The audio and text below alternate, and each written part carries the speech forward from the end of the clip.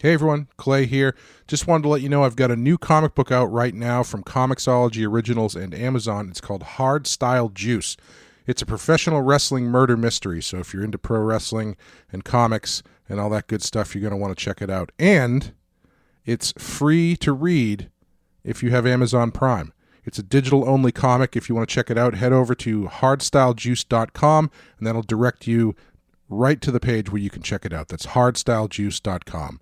Thanks, guys.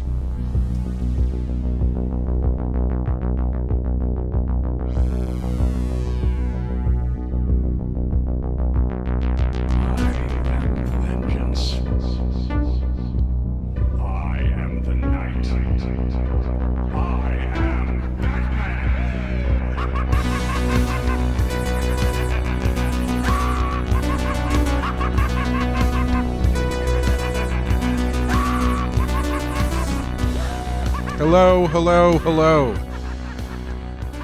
Your ears are not deceiving you. It's been 8 months, but the BATTASS Podcast has returned. This is the BATTASS Podcast, the Batman the Animated Series show podcast, where we talk about Batman the Animated Series, or in this case, Batman Beyond. My name is Clay, and with me, as always, is Sean Murphy. How you doing, Sean? Dude, so I was in Mexico talking to a bunch of Mexicans, and I was surprised to learn that Speedy Gonzalez, not offensive. Oh, yeah? Yeah, I for sure thought that he would be canceled in Mexico because he's problematic. And my Mexican friends, and there was like 12 of them at this bar, they're like, "What's wrong with Speedy?" And I'm like, "Well, you know, the accent, the hat." And they're like, "We like the hat. We like that accent."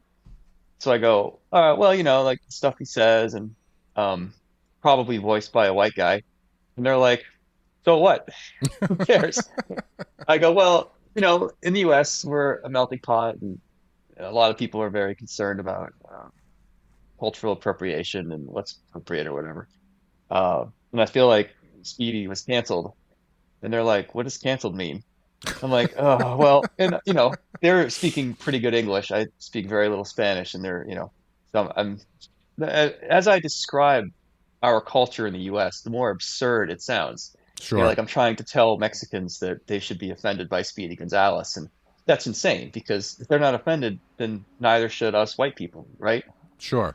So they start getting agitated, not at me, but just that, you know, the fact that they're not getting any more Speedy Gonzalez, and they're like, "But he's the hero. He's always outrunning the cat. You know, why would you cancel him?" I'm like, "I don't know, man. I thought you guys would agree, but." I go, "Well, we're also canceling Pepe Le Pew." And they're like, "What do you mean?" And I go, "Well, you know, he's offensive to French people. He's kind of rapey, he smells." And they're like, "Well, fuck French people." So, and I start laughing. I'm like, "What?" And they go, "The French don't know how to laugh at themselves like we do." So I had no idea there was this cultural tension between France and Mexico. Yeah, that's news to me. So I went to France last week, I love and that I'm I telling love them, that you're really doing a global focus group on this. I'm in France. I'm telling them the story, and I get to the punchline where they go, "Well, fuck French. They don't know how to laugh at themselves." And guess what the French didn't do? Laugh. Laugh. Nice. So I think the Mexicans are right. But yeah, I thought that was really fascinating because, yeah, I don't know. But then I told you the story once, and you pointed out there is another problematic character in Speedy Oh yeah. Gonzalez. Yeah, it's not so much Speedy as Slowpoke Rodriguez, who was the problematic one. I Yeah, don't next think time I'm there, I'm gonna have to bring that one up and see what they say. yeah, okay. But you Sounds know good. what? They seem down with anything. They're just happy Yeah, to they might get not care. attention. They're like, "So what? He's slow, whatever. He worked hard all day. He deserves to get Yeah. high." Yeah. Yeah, who knows? I mean, you know, things land differently in different countries, I guess. Yeah. But I love having my beliefs challenged like that because, you know, I'm not the most woke guy ever, and I look at some of this stuff and I'm like, "Yeah, that's kind of crazy." But I really did think Speedy Gonzalez was a bad idea, and here I am being schooled by a bunch of Mexicans, and they're telling me I the problems with me, and I'm like, "Man, that's yeah, sorry." So this is a long way for you to get to explaining your new tattoo, right? my Slowpoke Rodriguez tattoo. Yeah, your giant back tattoo of Slowpoke Rodriguez. Oh man. There's a story, I can explain it. Don't worry, it's not offensive. Oh man. Yeah, yeah. Doing a lot of traveling lately. We'll probably talk about it at the second half of the show, but I know we want to talk about Zorro a bit, and you want to talk about your wrestling book and how that went, Hmm. plus the Jen Joker stuff. Sure. Yeah. Yeah. Yeah. I'm sorry. I was just thinking about the time. It was one Halloween, and my girlfriend and I were coming back from a party, and we went to Star Market, and it was like probably midnight, and there were three guys in very stereotypical Mexican ponchos and fedoras with like mustaches on, and they were like, I forget how the interaction happened, but it was it came down to them going, we got thrown out of the party like because of the costume. Can you believe it? I'm like, well, what is your costume? We're the Three Amigos. I'm like, okay, maybe not the best. You don't look anything like the movie, first of all, and I think I can understand why your very stereotypical, over the top Mexican costume didn't go down well with the college crowd. But Yeah. I don't know where the line is. All right, clearly dressing up like Hitler is a no-go, right? yeah, I mean, unless you're in a Mel Brooks movie. That's true. Um, but I've seen like we're throwing a Zorro party in Dallas, and I have a girl who's dressing up as, Day of the Dead stuff, which is technically, appropriating their culture or whatever, but it's also Hmm. celebrating it. I don't know. It's funny where the line is sometimes, I guess is all I'm saying. Yeah, I think it. Yeah, I think generally if it's done in parody, it's not really Right. great. But parody or ignorance, I guess, are the two ones that are difficult. But anyway, speaking of dressing up in other people's costumes, we're talking about Batman Beyond. And the two episodes we're going to be covering today are the first two episodes of season 3. This is going to be a short season. There's only 13 episodes. So what we're going to end up doing this season is we're going to do, since we cover 2 episodes a season, our final episode, we're going to do episode 13, and we're also going to do the Justice League episode. That's I can't remember the name of it, but it's like the Epilogue. wrap-up. That Yeah. epilogue, yes. Yeah. That wraps up the Batman Beyond universe. So we're going to take a quick break, and we'll come back with King's Ransom. Yes, everything turned out perfectly. We've got Paxton's priceless collection, and he can't report it missing without compromising himself. And your queen? So sad. I wonder how long she'll rot in her dungeon before she realizes no one's coming to her rescue. Not long. Queen! Okay, King's Ransom, directed by Butch Lukic, written by Rich Fogel. And in this one, the Royal Flush Gang return, -10, in an attempt to regain their reputation. However, after they are double-crossed by Paxton Powers, both Paxton and the gang seek to increase their bank accounts through Bruce Wayne. This is the final appearance of both Paxton Powers and the Royal Flush Gang. And you can, once you get to the end of this episode, you can really feel like this is them just kind of tying up some loose ends. Yeah, I kind of wanted more on Penn. Yeah, I was surprised that she played such a small part in this. Like Yeah. especially when they give you kind of the twist at the end where Paxton's girl there is working with the king. At first I thought it was 10 that was coming out of the shadows. So that immediately sounds more interesting. I know it kills her character arc, or maybe completes it by having it come full circle. But yeah, if it was her at the end, I feel like that would be a really interesting button to hit. Yeah. When I saw the Flush Gang, I was happy because I feel like these episodes usually have a bit more meat to them. You've got this kind of kooky gang who's generational thieves. The king is sort of being held compared to previous kings. You know what I mean? Like that kind of, you get some like Freemason type stuff in there, and then you have this relationship between Terry and Ten, which I thought was always great. So I don't know why they would include her in this and not really do much with her, especially because it's the last time we see her. Yeah, it seemed like it was just out of obligation because she was part of the Royal Flush Gang at one point. Right. Yeah, it's one of those things where I almost wonder if they had more ideas for her, but they obviously didn't get any more episodes to do them, so they were just like, all right, how do we give this character an ending? But I kind of felt like the last episode she was in was a decent ending for that. I mean, it wasn't a happy ending, so to speak, because she kind of leaves the gang and Terry doesn't want anything to do with her, and she kind of walks off into the sunset. So I would have been fine if they didn't bring her in at all. But yeah, since they did bring her in, I was a little bit surprised that she wasn't a bigger part. Yeah, they just remind us that she left Terry a note. She asks Batman, "Did you give it to him?" Batman says, "Yeah." And she's like, "Okay, bummer. He doesn't care about me," and that's it. He got it, lady. Don't worry. Yeah, it's and also like for using her for the button at the end the way they do felt really disingenuous because like the Jack who gets captured is being such a bitch to the Gotham City Police Department. He's like, well, you're never gonna get me to talk, and then at the end he's like, yes, I guess I could start washing dishes for a living instead of stealing things at high prices. Like, I wish that they had leaned more into the siblings taking care of each other trope. Mm-hmm. Like sibling love being stronger than, some of the other themes. I would have liked that, or I would have liked her dealing with Terry in some way, but just to have the king turn on everybody, I mean, I don't know, it kind of discredits it takes a lot out of what was built here because the Flush Gang was very loyal to themselves. To have him turn, I mean, at the end they sort of hint that pressure of being king was becoming too much for him because they're looking at all these playing cards in the ceiling of like previous members. But we didn't really get a scene where he was under the gun, under pressure to try to perform like a predecessor. Right. Yeah. They try to get in there that this guy he's specifically not the same king from the previous episodes.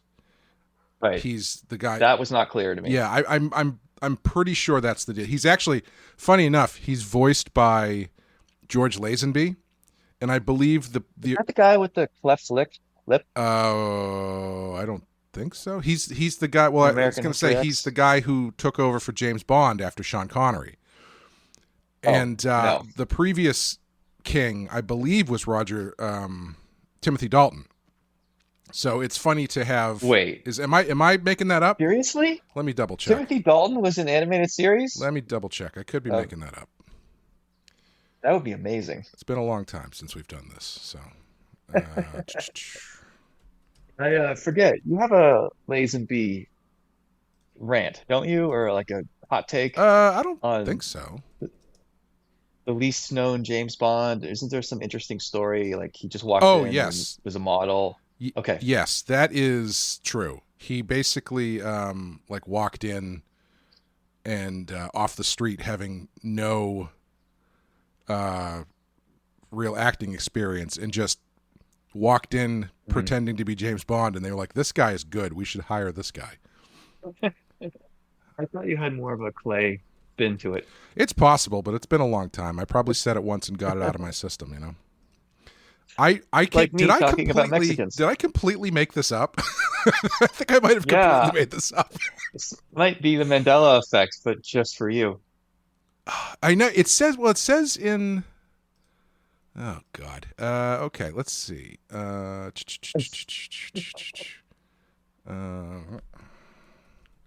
Always good radio when we're listening to you Google things, especially when I'm not doing it well. Yeah, exactly. Anyway, tell us more about what you thought about the episode while I desperately try to save my deteriorating mind. Oh man, I hate to sound like a broken record, but I feel like Batman Beyond as a whole, it's better in people's memories than it actually is when you go back and watch it. Mm-hmm. I just don't think this stuff holds up. I think the idea people love because the pitch is really solid, but as far as execution goes, I mean, I don't know. I have rose-colored glasses because I'm a big TAS fan, but when I rewatch TAS, I still see stuff that holds up. Whereas here, they kind of wedge in a little bit of a subplot that has some heart to it, but it's just, I don't know. It doesn't have the depth that PIS has. Yeah. Like for me, this is going to be another 3 out of 5, which like most of our grades on these shows are like they're not great, they're not awful. It's just Yeah. fine. You know. I would like to say I apparently did completely make that up. Hey, Where the hell well, did that come from? has Timothy Dalton done voice acting?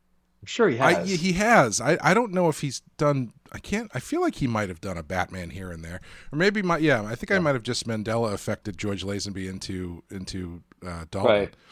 Right. Yeah. Wow. So That's wild. I thought it was the voice. I was like, there's an actor sorry. from American History. I'm unnerved by this because I was 100% sure that was true, and I just completely made that up. So, anyway, go on. Well, I'm going to look at my guy now. You fill dead air for 10 seconds. Who are you looking up? The actor from American History X who played the Cameron, Stacy Keach. Oh You yeah, saw him, you'd know him. yeah. I know. He's Stacey got a Keach. cleft lip. Yeah, he's got yeah, anyway, I thought his voice was the voice of the king in this, but I Oh, interesting. very wrong. Interesting. They Yeah. sound the same to me. Yeah, one of the things that they mentioned in the trivia section is that you can his posh accent slips a couple times, and to imply that it's a put on. And when his accent slips, yes, he does sound like Stacy Keach. Stacy Keach is like a very, very American, very kind of gritty actor. Right. Took over for Lee Van Cleef in Escape from L.A. Oh, That one I know is true. But yeah, wow, we don't get many Escape from LA references around here. no, not many.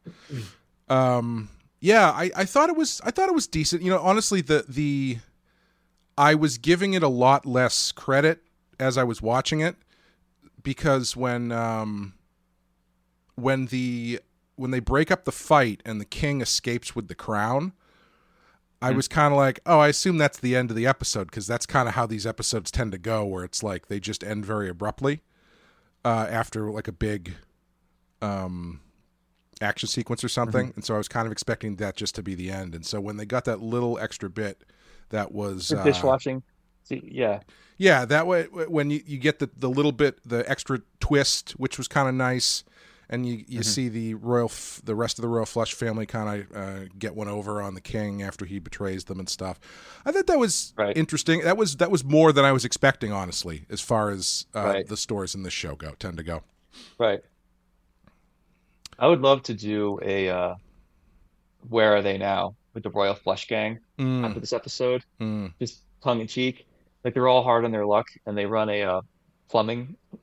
It's like fixing toilets and flushing, basically, like Roto-Rooters. But they all share this really sweet van. And they still have that muscly robot. Just why not? They already own him. Yeah, why not? He brings in all the heavy pipes. He's like, oh man, we used to be glamorous. Whatever happened to us? And they still call themselves the Royal Flush Gang. Yeah, maybe that's the above board business that 10 starts with Jack after everything goes down. I also forgot that the CEO is Powers' son. Yeah. I just think it's been such a gap since we saw season 2. Yeah. I remember the episode now that you mentioned it, but yeah, they made a reference to something about him glowing, and I'm like, what? Yeah, and also the they do that. They bring him in at the end of I think at the beginning of season 2, right? That's when Paxton shows up, and he's there for like 2 episodes, and then they never use him ever again. And at the time, we were kind of like, oh, I felt like they were setting up a new villain, and they just were kind of never did anything. And so here, clearly, they're like, we need to tie this one off. Yeah, because he's still out there. Do you remember actually the voice actor who played him in season 2? Yes, Timothy Dalton. Actually, it was Carrie Elwes.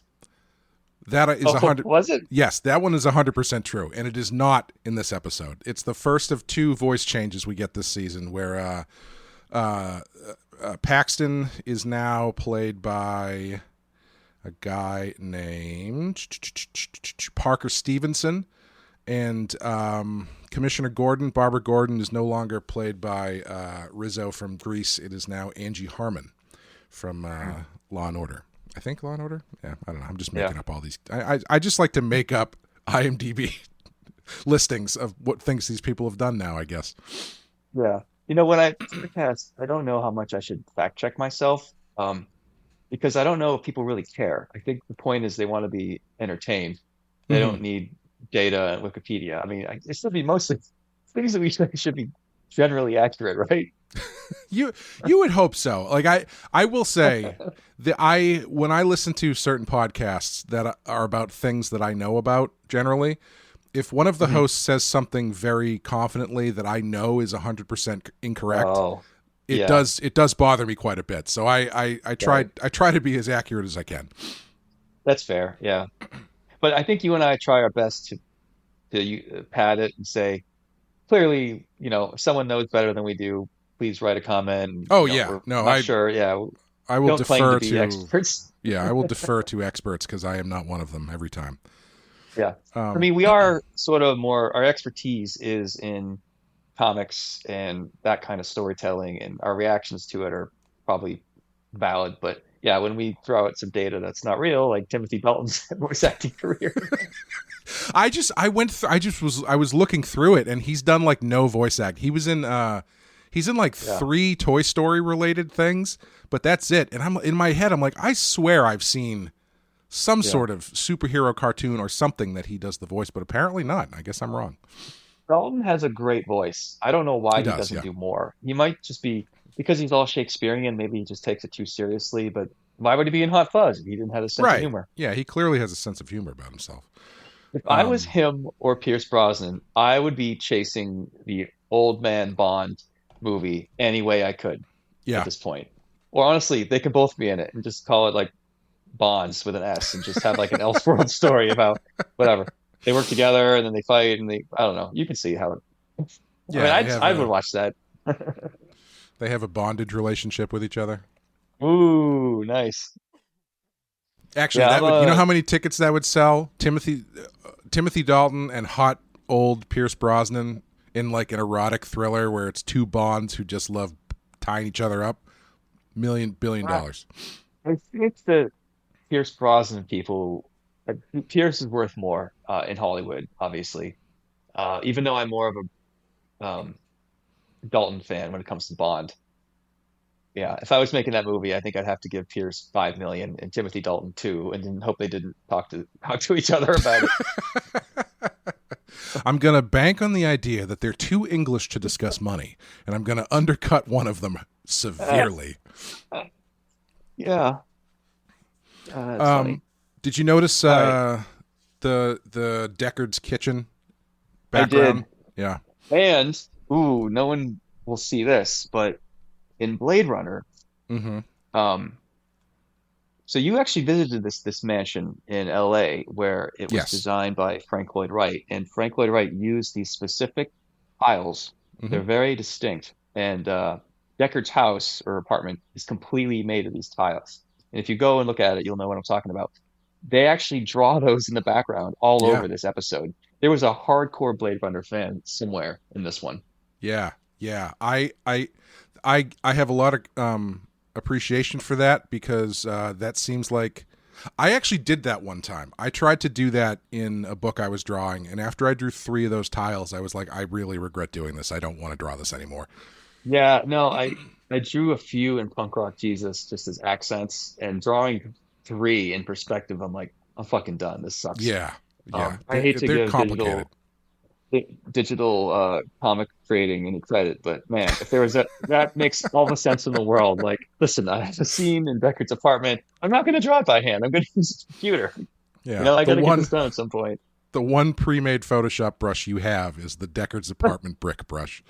The Spawn chain brush, which, as you know, can be used for Ghost Rider and many other characters. Yes, it can. The Deckard tile brush. Along with Jock's bat brush, where it just paints 1,000 tiny bats with every stroke. Oh, yes. Yeah, that one comes in real handy sometimes. Yeah, for sure.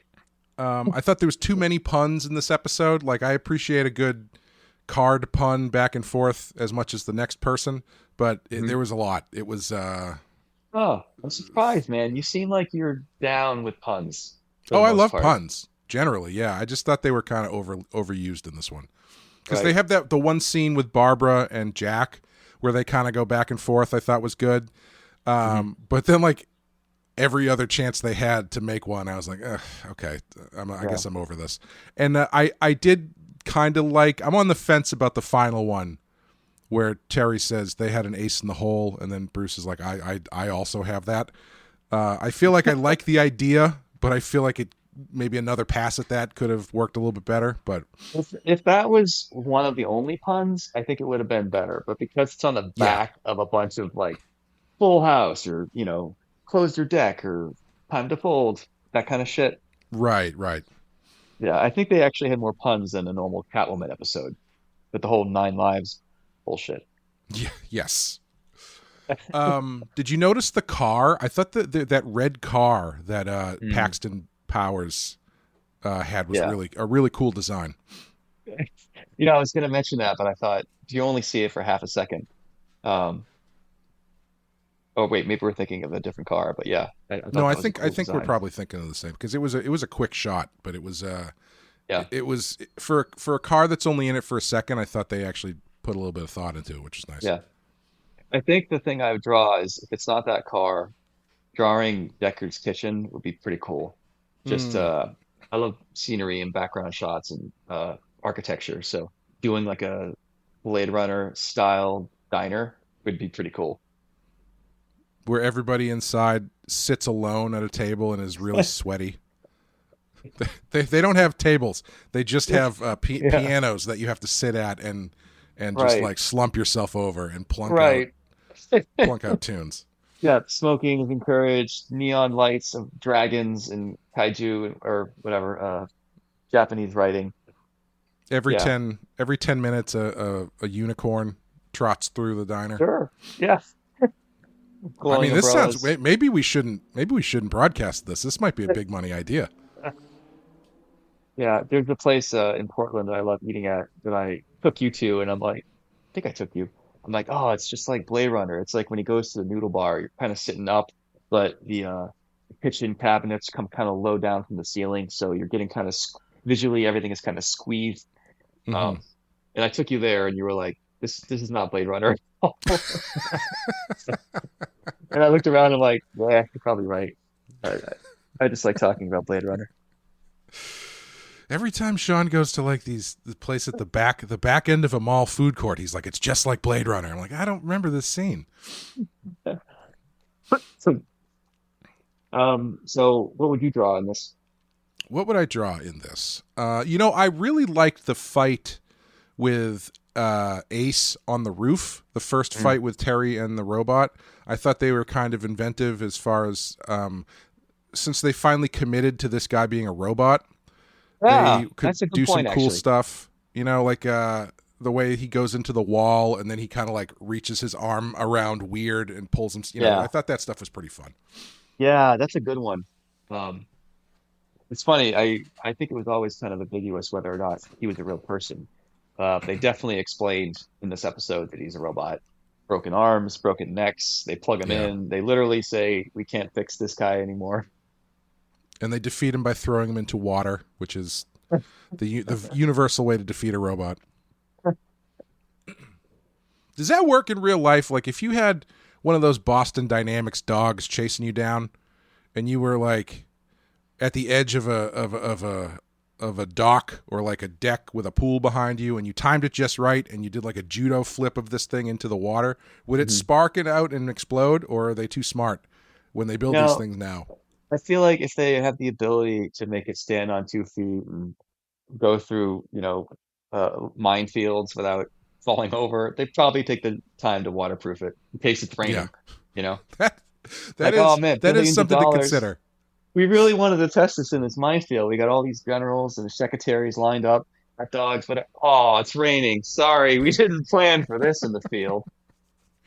how come it's taking so long for these robots to be finished? Well, sir, the factory's in Seattle, and so we can't really get them outside of the building without them sparking and exploding because it rains all the time. That Plus, is something that I hadn't thought about. Yeah. Plus, we decided to build them in a park outside where it was nice. Yeah. I mean, if you wrap it in a Ziploc bag, anything is waterproof, right? That's true. Yeah. Yeah. Yeah, you've got your billion-dollar android, but you have to keep it inside a plastic bag like a couch so you don't ruin the upholstery of the couch. Well, you go with a nice plastic bag that has the color tabs, so when it's pinched together properly, it turns a different color. You know what I mean? Yeah. So you know that you're sealing it correctly. Yeah, yes. You don't just quickly zip it and go about your day. You really want to make sure that no water gets in. Yeah. When did they invent those? I remember those commercials back in the 90s, I think. I'll tell you, I don't know. You know, there's certain inventions that seem inconsequential when you think about them, but you don't really recognize how big a step forward they were. The double locking Ziploc thing, game changer. Because have you ever? I feel like they're not really. You don't really have them as much anymore. Or I guess the cheaper ones are still like this. But when was the last time you used a single lock Ziploc bag? Yeah. They're awful. They're all double now. Or whatever. Yeah. There was one that, like, in the 90s, they put colors on the tab, so when you locked it, I don't know, made it more secure. Oh, sure. They all I know what like you're talking about. Yeah, so you can see it changes the color, so you know it's a seal. I do remember that one. Yeah. But when you get a vintage Ziploc bag, it's so thin. Like, how the hell did society not collapse? We were all using these things. There's no way this would protect a Boston Dynamics dog. They were $200 a box back then, so only the rich people had them to keep the Fabergé eggs in. When they invented tinfoil, they must have been like, this seems kind of convenient. I don't know. Think it's going to take off? And like, cut to space probes being lined with gold foil and all the shit that we're sending out now. I mean, or the day when they're like, I don't know, we have these cell phones. Should we put the internet on them? Yeah, sure. What could go wrong? Yeah, is this a bad idea? Well, I mean, people are just all they're gonna do is check their email, right? No, it's not. What's the harm? Anyway, the double stuffed Oreo is another one where it's like once you have a double stuffed Oreo, you're like, why did they ever do anything different than this? Oh man, so this is a hot topic in my house because my wife is a traditional single stuffed fan. I'm the more stuffing the better. In fact, cookie just gets in the way, right? Have you ever had one of the mega stuffed ones? Yes, I have. What's your take on the mega stuffed Oreo? Love it. And there's even, you want to go crazy and dial up to 11. They used to sell Oreo cakesters, which were kind of like mini whoopie pies, but they went nuts with the cream. Yeah. I mean, I think they took them off the market because people were getting too high and killing themselves. That's not true. It's because there was one guy in Maine who just was housing them inside the store and going insane. Yeah, my wife claims that the standard Oreo is the correct amount of cookie to cream ratio. I am like double stuff at least. How about you? Yeah, I'm okay with the regular. I think I prefer double stuffed. I've had the mega one, and I think that's too much for me. Mm-hmm. Like I think that's going a bit too far. Right. I have the same feelings about the Reese's peanut butter cup, where I feel like the original is the perfect ratio, right, of chocolate and peanut butter. The other ones are fine. Yeah. You know, they have their ups and their downs, but I feel like if you're going for like the golden ratio of Reese's peanut butter cups, it's the original. So everyone who's listening, you're not going to stop thinking about this next time you're in a grocery store. I'm sorry, but the Reese's candy aisle or shelves have expanded. There's more orange wrapper Reese's shit on checkout lines than ever before. It's nuts. I've been to checkout lines. There's like 20 different things. Yeah. It's like a third of the shelves as you check out are just Reese's orange. And they're like, oh, it's cookies, but it's the cup, what is it called? The disc. The peanut butter cup, but there's like Reese's Pieces inside, and now there's caramel, and now there's pretzel. And yeah, I mean, I think Americans just went wild for peanut butter in the last 10 years because Reese's has like tripled with all the shit that they've been making. And you can't even find a chunky bar with a gun to your head anymore. Or a Charleston. Yeah, too. Chunky is chunk. Yeah, those are my dad's two favorite. Yeah. Candy bars. Yeah, those are difficult to find. When I would get those for him for Father's Day, I would have to specifically go to a candy store to get them. Yeah. I saw one the other day and I thought I was lost or in a time machine or something. I was at a hardware store and I saw them being sold. And I guess that makes sense. The other two candies that I can't believe are still around. Well, Charleston Chew, I would believe selling that in a hardware store because you could hammer in a nail with those things. That's true. Yeah. It's like Foxy. It's marshmallow. Yeah. The other ones, they're like powdery discs, like Necco wafer candies. They come The in like worst candy, yes. They come in a waxy tube. They're each the size of a penny. They're covered in dust, and old people used to love them. And I don't know who the hell is still buying these things, but they're still out there. Yeah. Necco wafer. It's a staple of Massachusetts. The factory is in like Revere or something, nice. and it's the worst candy I've ever had, and I don't understand who eats Hold it. on, man. I think ribbon candy is the worst candy I've ever had. That's just like the hard candy, multicolored hard candy. Yeah. So you grandmother or great grandmother at this point. Yes, that's a grandmother. Used to keep it in a bowl, and it would get covered in dust. Eventually, glue itself to the bowl, and it looks good because it looks like a cartoon. And you would try it, and it would either break your teeth or you couldn't get it detached from the bowl. Well, you're a big fan of the individually wrapped strawberry candies, right? No, I wish you hadn't brought this up. Yes. I mean, a lot of whenever I complain about old candy, my friends always throw this one in my face, and you're not wrong. I'm not judging or anything. I just think you're the only person I've ever met who's like, yeah, that one, that's my jam. I don't go to it. I don't run across the street to grab one. But if there's an assortment on the way out of a restaurant, and it's between that and a butterscotch candy, I'm going to grab the strawberry. You? Hey, man, they're there in a jar. I'm not the only one. Yeah, they're fine. I honestly can't remember the last time I had one.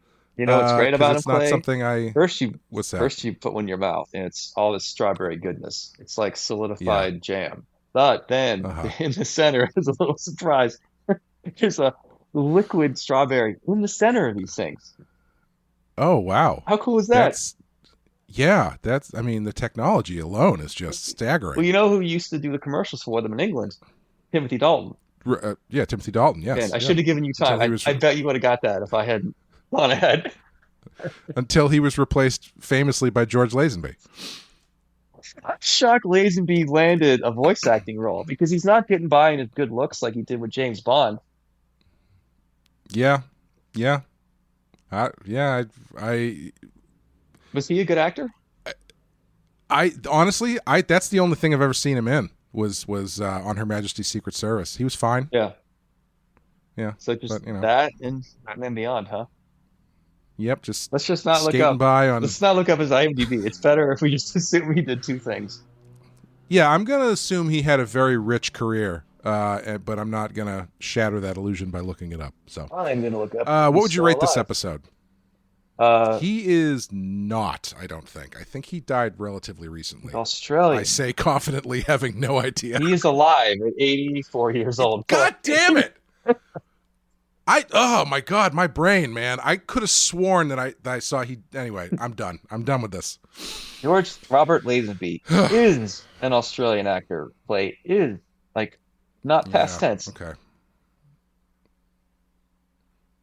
I don't know. It says George Lazenby was born in 1939. Does that mean he's dead? I don't know. I don't think you know how verbs work. Is that a verb? No, whatever. Next topic. Anyway, what would you rate this episode? 3. 3? Yeah, I would do the same. I think it's probably a higher 3 for me, but it's fine. Speaking of actors getting older, I think the internet came to a screeching halt when we all realized how old Danny Trejo was last week. Oh yeah, yes. Is it 70 or 80? 80, I think. Danny Trejo, still alive. Yeah. Fuck, you're right. That one I know for sure. 80, 1944. Damn. Yeah. I saw him at a convention once. We had green room pass, so he's getting his stuff while I'm getting my food, whatever. Way, way, way shorter than I thought. It has him here as 5'6". I feel like that's a little generous. I'm always surprised that Samuel L. Jackson is as old as he is. He's 75. Wow. You know how old Yeah. Clint Eastwood is now? He's like 90. Close. What year is this? 2024? Is he 95? Wow, 94. Pretty good, man. 94. Yeah, he was born the same year as my grandmother. I know Oh, that okay. much, so. So your answer doesn't count then. These are cheating. Wait, is your Well, grandmother I got still it alive? wrong. So, no. Okay. Thanks for bringing that up. Anyway, we're gonna stop it here and take a quick break, and we'll be back with the next episode, which is called Untouchable. My grandmother died too, Clay. It's okay. Allowed to make the joke.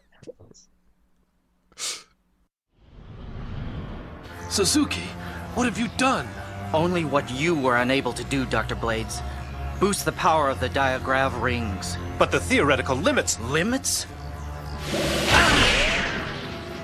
There are no limits, and I decided it would be more profitable if I kept that discovery to myself.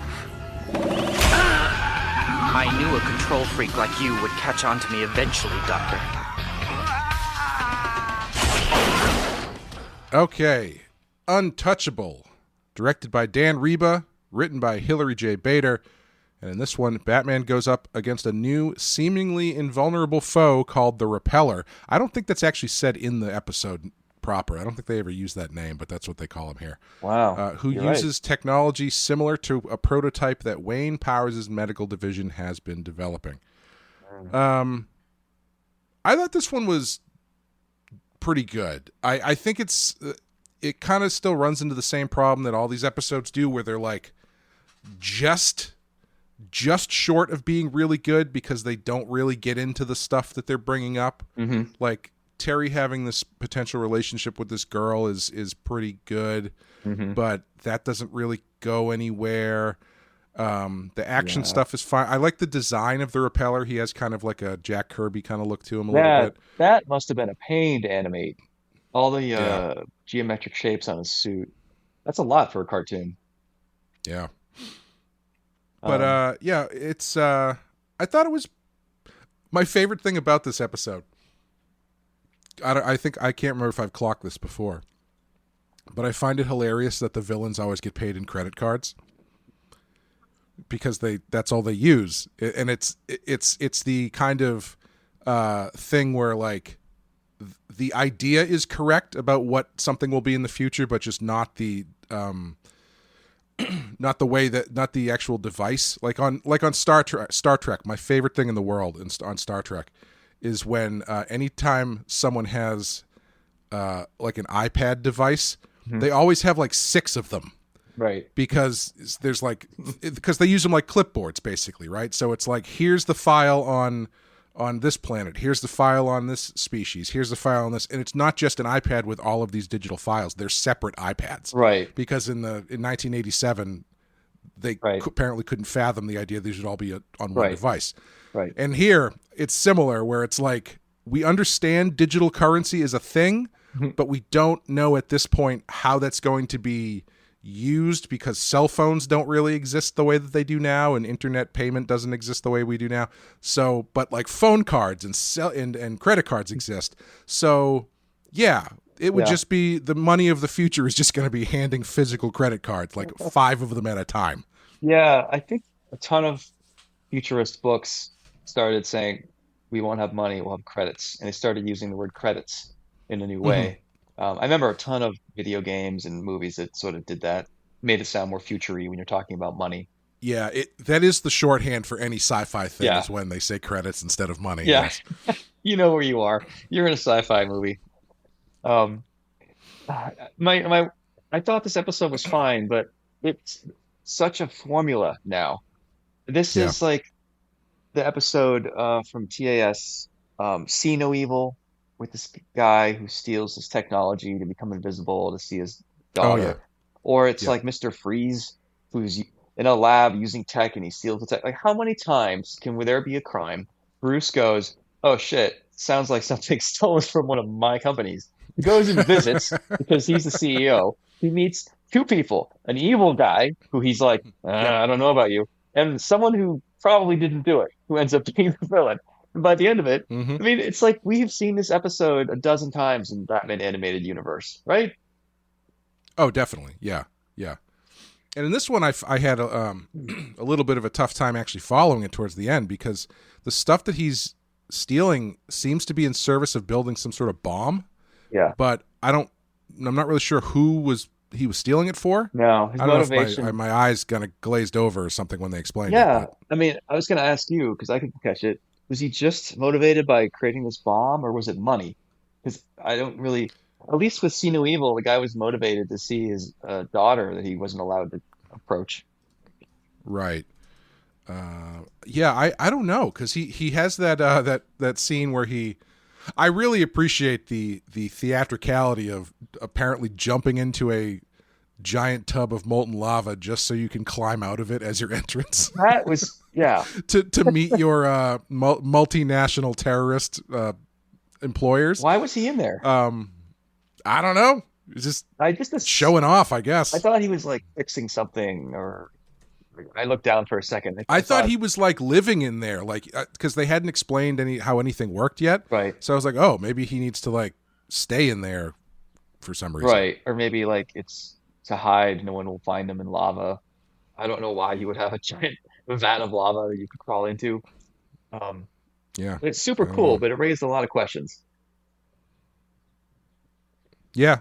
Yeah. I mean, it's that technology that they seem to have developed is quite a game changer. Where it basically turns you into Rogue from the X-Men, where you're invulnerable but you can't touch anybody. Yeah, a little bit of Rogue and Magneto, who I Yes. didn't realize were a thing until I watched the new cartoon. Yeah. Yeah. Very, very. There's a sequence in the comics, I think, in the early Jim Lee era, Okay, where they hook up. I think. so wait, sorry for Um, this sidebar, but is it Sure. because Magneto's control of metal and electromagnetism that he can diffuse Rogue's? How is he able to touch her exactly? I don't entirely remember. My memory is that it happens when they're in the Savage Land, Right.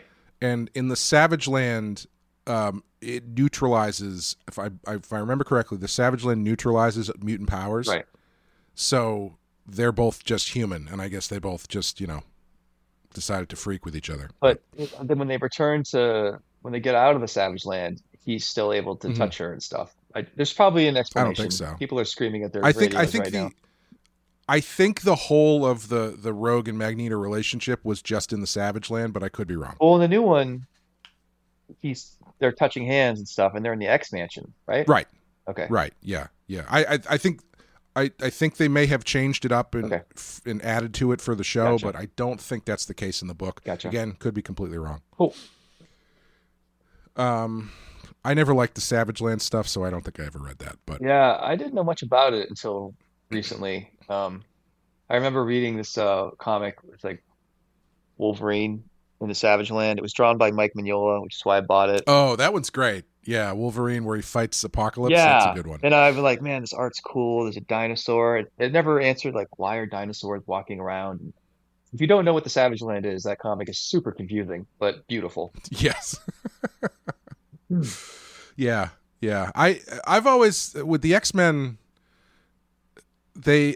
I never really have this problem with Batman, but with the X-Men, for some reason, if you send them to the Savage Land or if you send them into like deep space, I get bored very quickly. Yeah. I don't know why. Maybe I just need to give it more a chance. No, but, I'm like, with you. The It's so much. like the dark. Go ahead. Yeah, I was just gonna say that the Dark Phoenix stuff is fine because it's like the climax of that story happens in space, and that's great or whatever. Yeah. But like, I don't really care about the X-Men going on a space mission with the Shi'ar or something like that. Yeah, I'm with you. I didn't realize how much of a kitchen sink the X-Men are as a brand. Yeah. Yeah. Not to talk about the new cartoon is amazing. If I Yes. had to nitpick, it is that you get whiplash from how Yes. different every episode is. Like one, Jubilee's in a video Yeah. game, which is awesome. Then they're at the mall. Now Storm is having like visions of owls, hallucinations, and that suddenly they're in space, and suddenly it's political. It's like, what the fuck is going on? There's so much going on in X-Men. It just seems like enough that you're mutants and that every human hates you. I don't feel like you need aliens. But X-Men does all of it. Even in the old X-Men, they literally Yes. did leprechauns. In the Oh, yeah. yeah, Oh, in the big. Yeah, comics. definitely. It's wild what they threw into Mhm. X-Men. Yeah. With the show, it's just it goes so fast. Like all of the stuff that they're doing is like classic good X-Men stuff, but it's just so they hustle through everything. So like the Goblin Queen episode, that was like the Goblin Queen story in the comics was like a 12-issue year-long crossover. Yeah. And they do it in like 5 minutes. Yeah, no, I was And to the point where if you don't know anything about that story, you have no clue what the hell's going on. Yeah, no, I had to text you and be like, what the fuck was that? Like, I wanted to like it, but that was probably one of my least favorite episodes so far. Yeah. I said the other day that facetiously that what I like about the new X-Men show is that it has the pace of 13-year-old me trying to explain X-Men stories to my friends and family who could not care less. That's a great analogy. Because it's just and then Jean Grey comes back, but she there's another Jean Grey. She's pregnant, but that's a bad one. And she's the Goblin Queen, and then she turns into it. She decides she's going to be Madeline Pryor, but she also had the kid. And so then Mr. Sinister shows up and takes the kid to the future because he's got a legacy virus, and that kid turns into Cable. My You find God, that out. yeah. Like that's the pace of the show. And Yeah. I'm right there with it, going like, yeah, I remember that. Excellent. It's like, quick, we don't know if we're going to get canceled in one season, so let's just throw it all at the board. And they like, who wants to? Because you have 12 writers, and they're like, I want to do alien stuff. The next writer goes, I want to do horror. I want to do dream stuff. I want to do video games. It's like, you know what? Why don't you guys just all do what you want? We'll just throw it together and see what happens. Yeah. I mean, I love if they did like the episode with Magneto and someone blows up Shoaisha. What's it called again? Genosha. Thank you. That should have been like 4 episodes. Take your time. Gambit on a fucking motorcycle, sacrificing himself or whatever. Hell yeah. Why did you rush through it? Yeah. The one that It's got like, me afraid it's going to get canceled. Yeah, the one that got me was spoilers for the end of the season, but when Rogue decides to side with Magneto, and then by like the next episode, she's like, I'm back with the X-Men now. Like that's kind of a bit in the comics. What happens in that storyline is it's Colossus that sides with Magneto, and at the end of the story, he is still with Magneto. He doesn't come back to the X-Men.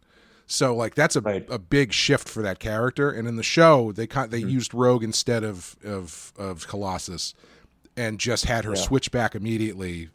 So at the end of the season, all the X-Men could be together, and it didn't have any lasting, status quo change or anything. Got it. Huh. Yeah, if we ever do X-Men comics, we'll have to. I don't want to. Did you rewatch the first 3 or 4 seasons of the original X-Men? It's not very good.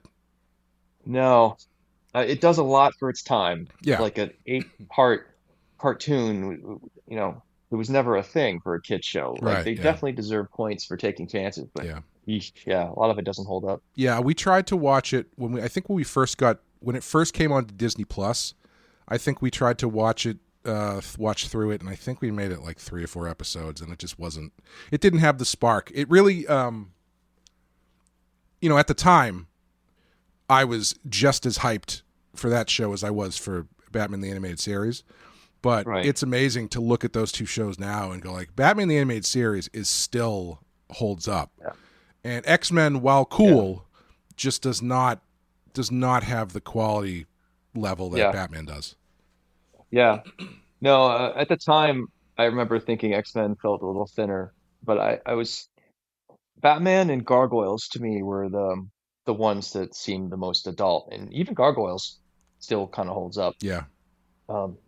Animation too, but anyway, we can get back on to Batman Beyond. Sure. Sorry about that. So, what did you think of this episode overall? Fine. I don't know, man. It just seems like it's doing the typical formula that all these other episodes do, Mr. Freeze included. Yeah. The turbine thing at the end, by the way.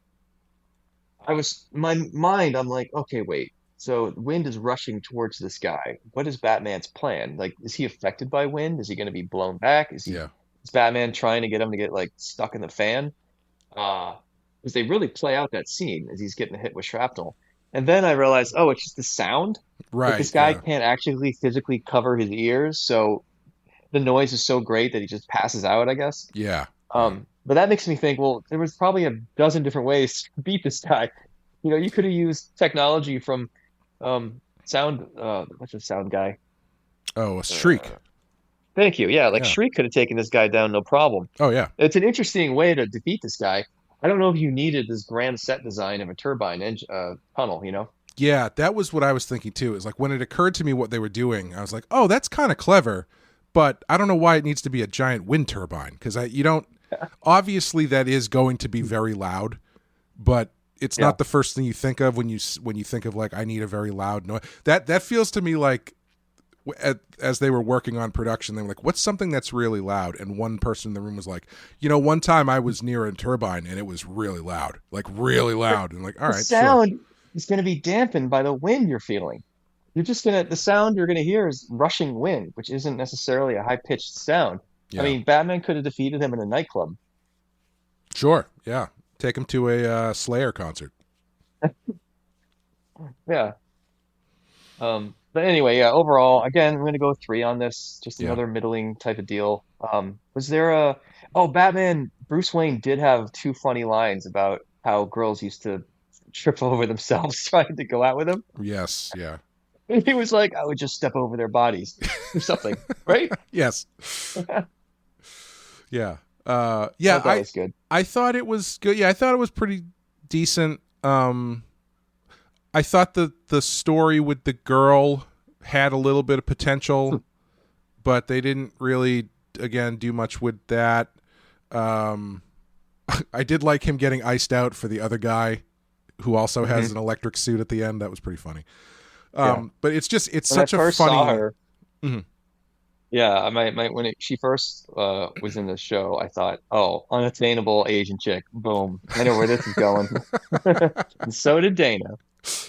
I found it so funny how that thing that she's wearing though makes her constantly crackle with electric energy the way it does, and it's like that's going to be distracting. It's difficult to just hang out with somebody on the beach when they are sparking like the 4th of July next to you.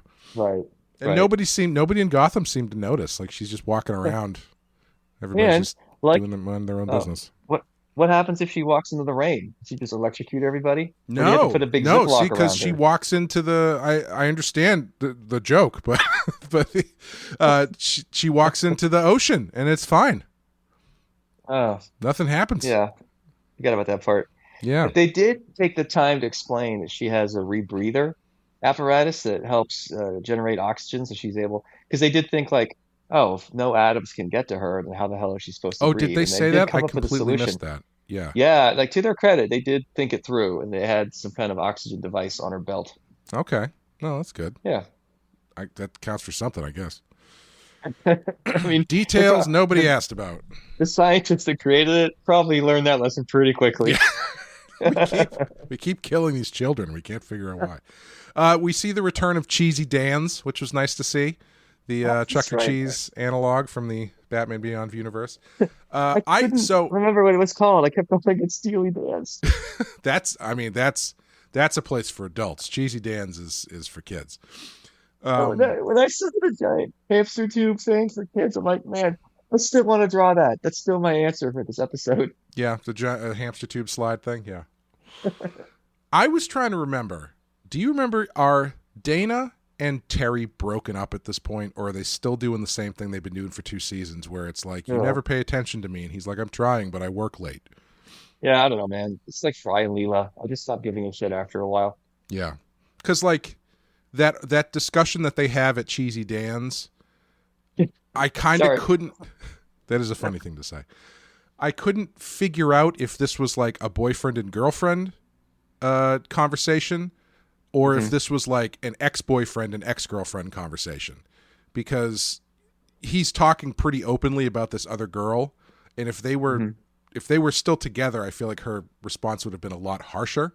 But in this case, she's just kind of like, annoyed by it. So I wasn't totally sure. I couldn't remember how it shook out.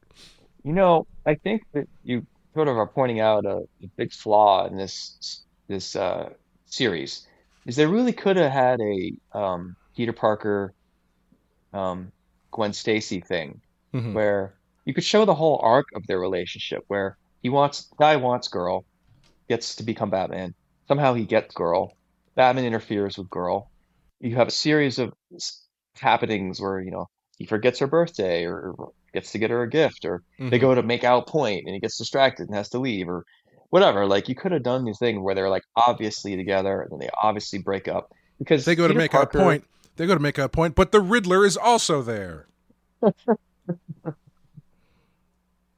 was trying Sorry, to think of a continue. fun Riddler joke. I got nothing though. Like, riddle me this. Who got condoms? I'm like, that doesn't make any sense. So I didn't say it, but here we are. That's funny for another reason. Yeah, like they could have done like Peter Parker and Gwen Stacy or MJ is really like a romance in people's minds that means something. And Mm. Terry and Diana, or what's her name? Dana. Dana. See? Yeah, there really isn't much there that people gravitate towards. Yeah. Yeah. I think it's the failing of the show, if you want to call it that, where it is definitely a more I would say generally this show skews younger than animated series did. Yeah. Like, because they are definitely focusing more on action beats and than they are like character stuff, which is a shame because when we do get character stuff, it tends to be pretty good. Like, you can Yeah. still see echoes of the original show in here when you get Right. little beats with Bruce or Terry and stuff. But it does So- tend to lean too heavily on this week's Yeah. guy who stole something from Wayne Powers is now blowing things up with an energy weapon. Do you think that the suits got a hold of the Batman universe in a way? Meaning the creative vision of Beanie and him was like they fought hard to do episodes that were more adult driven. Mm-hmm.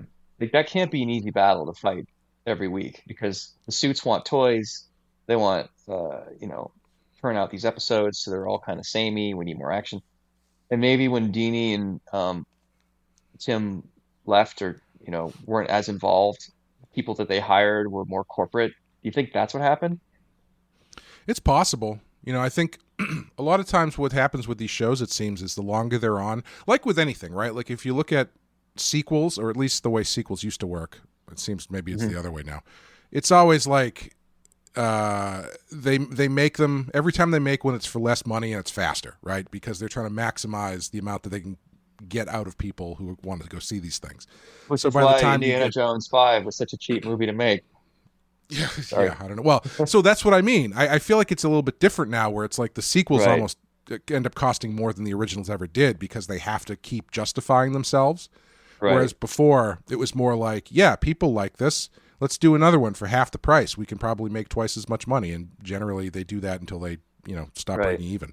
Yeah. And so I think, what's that? Go ahead. Go ahead. I was just going to say, I think that might be part of it, where it's like, okay, Batman animated series was the purest version of the thing, and then we get the New Adventures, which is a little bit more watered down. Then we move into Batman Beyond, which is a new idea that kind of revitalizes things, but that also is just kind of getting watered down. So I think it might be just a natural degradation of this kind of stuff. And also I think as these shows stay on, especially cartoons, I think they get a little shorter. I haven't actually done the math, but I have always felt like they get shorter because they want to put more commercials in. Yeah. That So might like be true. I always feel like, again, I could be completely wrong, but it always seemed to me like older episodes of The Simpsons were like a couple minutes longer than later episodes of The Simpsons, because then the show kind of turns more into, this is a Right. something to hang a bunch of as many commercials as we can on this, more than it is about the show. But Yeah, that's that's true. maybe I'm being too cynical. I don't know. Yeah. I mean, I can't tell if the suits took over and that's just the natural evolution of Yeah. a hit show, or if the showrunners, and I don't really know who the real showrunners are in Batman Beyond, so I don't want to assign blame. But if you're not really careful and willing to fight hard for episodes like See No Evil or POV in the original series, if you're not that guy that can can fight suits off and get what you want, then they're going to win. So I don't know, like if there isn't a strong showrunner with a strong vision that isn't going to fight battles, then this is what the show becomes. Like Right. the suits kind of win in a way. And to be fair, I mean, it's not a terrible show. Yeah, I was just I think feeling it's like I needed to serviceable. clarify that. Yeah, it's a good Yeah. show. It's still better than most cartoons at the time. Oh, definitely. Like I think the animation is still really strong. I do think things even there are starting to smooth out a bit as far as like they're not taking a lot of chances anymore. The stuff looks solid, but I noticed in these Bruce Timm shows, the longer they go on, the more people just tend to stand it around because like they've got that iconic Bruce Timm silhouette to them. Yeah. That looks really good, and it's like, well, the more we can use that, we don't really need to have them actually do stuff. So they have a lot of standing and like a close up of some throwing punches, but nothing too elaborate. You're not getting anything like those early Batman episodes that almost look like they're rotoscoped in some places. Right, yeah. It's the streamlined Bruce Timm look where chest out, thin waist, thin legs. You have like one solid line from the armpit to the thumb, and then two lines from the shoulder to the forearm to the back of the wrist. Yeah, I mean, yeah. I love it. Like it's very effective, but it's tempting to constantly fall back into guy standing there with his chest out. Yeah, very, very much so. Yeah. Did you say you wanted to draw? You wanted to draw Cheesy Dan's? I'm still, yep. I'm all about Steely Dan's. Yeah. How about you? I would like to try drawing that villain. He's got kind of a cool look. It would be interesting to try and expand him out a little bit more onto a comic page because he's got some details about him that work really well in like a kind of simplified manner. It'd be interesting to see what they look like a little bit more realized. Yeah. I like the microchip style mask. He doesn't really have eyes or a mouth. It's very blank looking, but it's effective. Yeah, I like that mask a lot. That was a cool look. So I guess what would you rate this one? 3? Yeah, sorry. Yeah, that's all right. I wish I had better. Yeah, I mean that's the thing. Like there are no 1s or 2s, just like there's no 4s or 5s. So this show is doing something very successfully. It knows what it wants. Yeah, but for people like us, it's almost worse. Yeah, because it's like, that was fine. All right. It's funny. Talking about cars for a second. I heard some car podcasters and Top Gear hosts talking about cars is kind of boring right now because every car is so fucking good. Things in cars are interesting when companies take chances and make mistakes. Like they'd rather talk about, the late 70s or the early 80s when it comes to cars, because even though you had some stinkers, they were interesting and they had character. But now, like, Hyundai and Kia used to make crappy cars in the 90s. Now they're making stuff that's competitive with BMW, and like they're all amazing. And in a way, the interesting thing happening with cars now is electric cars and problems with power grid and why hydrogen kind of fucked itself and blah blah blah. But that's more talking about business stuff. You're not actually talking about cars at that point. So I think like in a way, I don't know what kind of point I was trying to make here. I guess like I know what you mean. So good. These cartoons can be so good. Efficient. It's It's efficient. It's a well-oiled machine, and it works. It works the way it's supposed to work. Right. But that doesn't really allow for a lot of exactly. Like you, magic especially to come out. I feel like one thing you're really good at, Clay, your bread and butter is like you love when stuff takes big swings, even if they miss. I think you give points for attempts. And I'm probably more traditional than you are, but I think that's what makes us a good balance to each other. But I agree with you. Like it is interesting when people try stuff and it goes colossally wrong. You kind of want to give it a good grade just for effort, And often the behind the scenes story is just as interesting as the movie itself. Sorry. Yeah, and I think you can always learn stuff from that stuff too. If that's what you want to do, like it doesn't just have to be. I don't love dunking on stuff that's bad just because it's hip to do it. I'm more interested in it because there is something interesting to learn from it in the badness. Yeah, you're totally right. The car thing is interesting because this is a little bit different topic, but I've noticed. I feel like we are entering the era that you never see in movies, which is you always see into the future when everything has all been changed aesthetically, so it feels like the future. Right. You never see the period we're in now, where it's like a bunch of cars from 1995 and then one car that looks like it came from 2099. Right. Yeah. Because it's like a couple Fords, normal looking thing, and then like a electric powered Scion or something that looks like it's powered by laser beams or something. And it's like this is a weird transition we're in. Like we're really on the fence about whether or not we're going to make the decision to be the future we always thought we were going to be visually. Right. And I don't know if it's caught on yet. So we should take this moment to do a quick tease. The book that Clay and I are working on next is kind of about some of this stuff. It's called The Last Driver. The pitch is Escape from New York meets Vanishing Point. And it's something that I really wanted to do. And, having you help edit has always been great. But I thought, what if we split the writing? So you and I are going to kind of be working on that in the background while we're recording these episodes. So for the next 5 months or whatever, we'll probably talk about Last Driver more and more. But it just seemed like a good place to kind of tease it. Yeah, definitely. But I mean, that transition is interesting. And that's kind of a big part of the book is that transition to the future and what happens when you're the only person left who's still driving an old car kind of thing. Yeah, like in the future, it's kind of like Demolition Man, where San Diego and LA have become a megalopolis of some kind. And everyone is in these pods, like in Minority Report, and they run on the grid, like an acronym for whatever.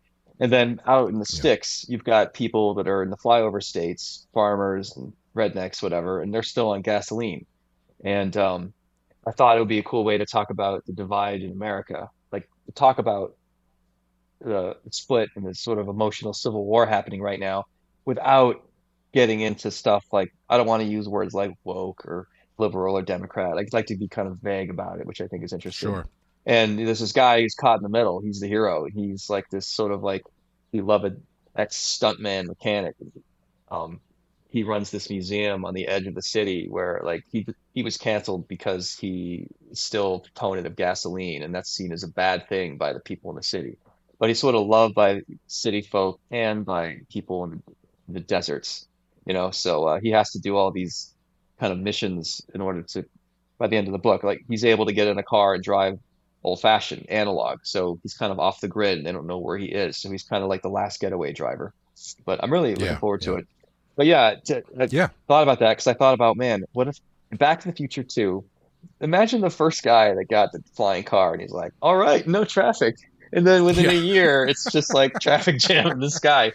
And the FAA needs to make new rules about driving near airports. And I mean, if you ever seen video footage of New York in 1910 or 1920, when the Model T was kind of putting around, there are no traffic lights. You don't have driving the left, right side of the street. There's crowds of people. You're cutting through.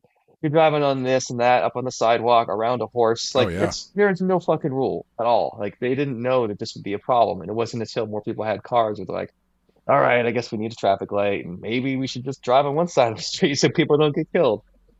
Yeah. Yeah, that's what's always been interesting to me about that stuff is like there's always the first few people who have it, which then causes people who aren't into it yet to be like, well, this isn't going to work. It's going to destroy blah, blah, blah, blah, blah. And it's like, well, no, I mean, the infrastructure needs to change. Right. And then it eventually does. And then you have laws that stop people from getting killed, and et cetera, et cetera. Like, that's the thing with the electric cars that I find fascinating again, it's like, if it's going to work, there needs to be a commitment to it because the infrastructure needs to change. And you can talk about, it's not working because of X, Y, and Z. It's like, it's because the infrastructure isn't there yet. Yeah. But that's a, completely different conversation. But that's kind of built into this whole idea. Yeah.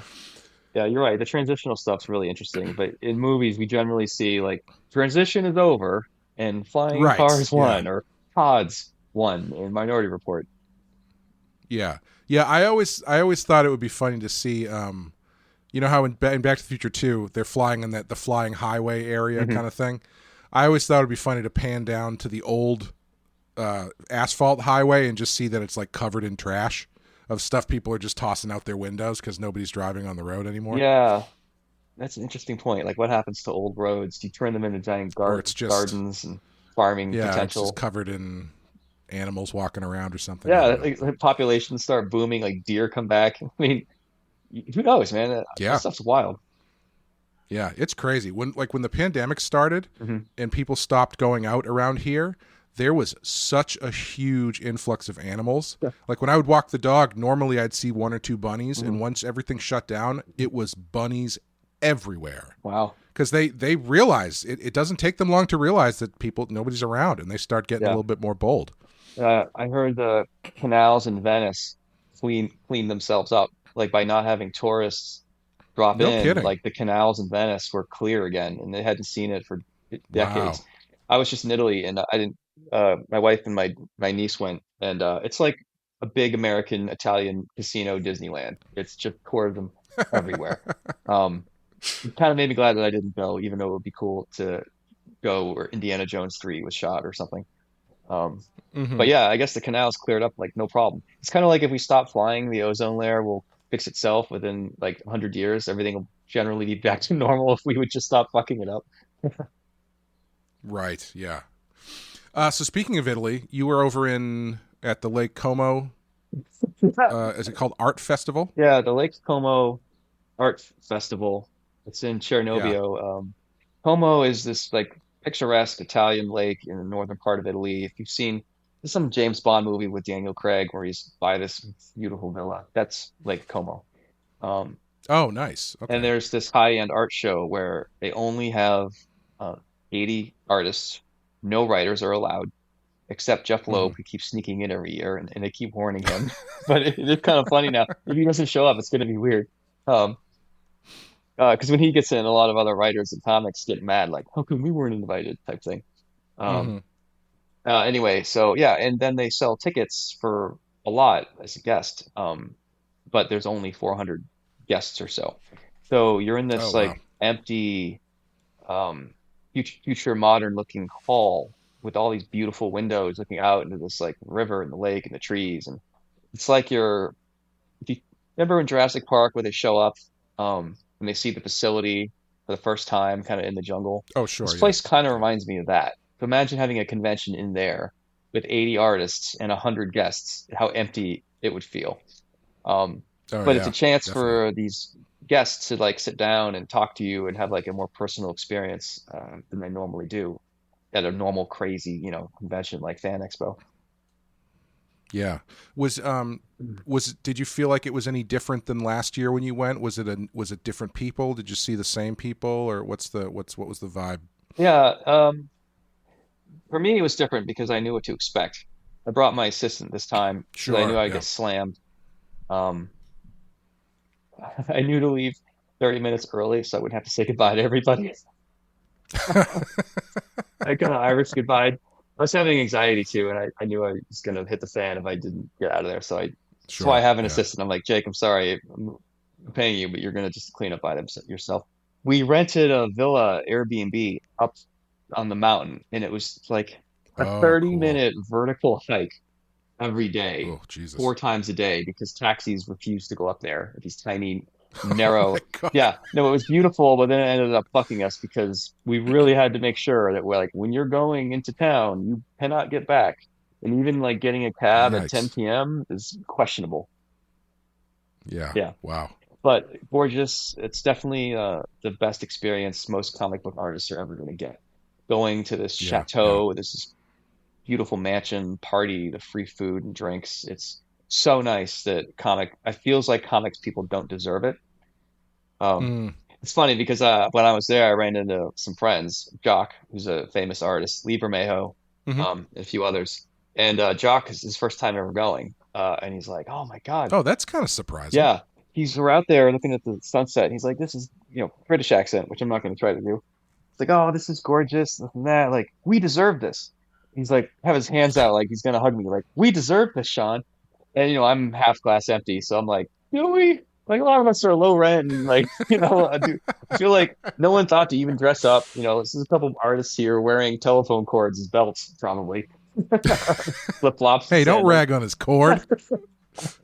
And I said, man, Jock, I agree. I guess I just feel like we don't deserve this. And he's like, you know what, John, normally that's how I feel. I'm like you when I get into a bet like this, but maybe I've had enough to drink where I just feel like, yeah, we work our asses off. We deserve this. So it was really cool. And it's definitely like a high point for any artist who gets to go. Yeah, that sounds pretty cool. And you had an art gallery showing of your Zorro stuff too, right? Was that in France? Yeah, so I did a up with my wife and niece, and the people who run. Let me back up. This guy that bought all my Zorro art, he bought 100 or so pages complete, which I've never done before. The risk is you kind of give someone 100% control of a market, but I know him pretty well, and he doesn't really just flip stuff, and he has this gallery, so I'm like, let's do it. Post-COVID, art sales are kind of down overall, so this guy really helped me out. So he flew me out. He knows my French publishers. He also knows the Italian people, so I was able to like use my kind of European family to just figure this out for me. So they split the cost of my ticket and travel and frames and all that stuff. I had to pay some out of pocket too, obviously, but yeah, going to a gallery in Paris of your Zorro art was pretty surreal. I've never actually had a gallery before where I was the sole feature. And the Europeans, or I guess the French in particular, are like very particular and high class. Everything in its place, everything measured correctly, the lighting is just right. Yeah, it was wild.